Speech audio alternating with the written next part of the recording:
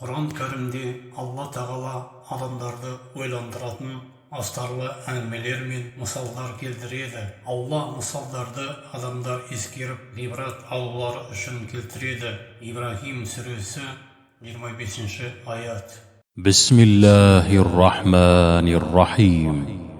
يا أيها الذين آمنوا لا تقدموا بين يدي الله ورسوله واتقوا الله إن الله سميع عليم يا أيها الذين آمنوا لا ترفعوا أصواتكم فوق صوت النبي ولا تجهروا له بالقول كجهر بعضكم لبعض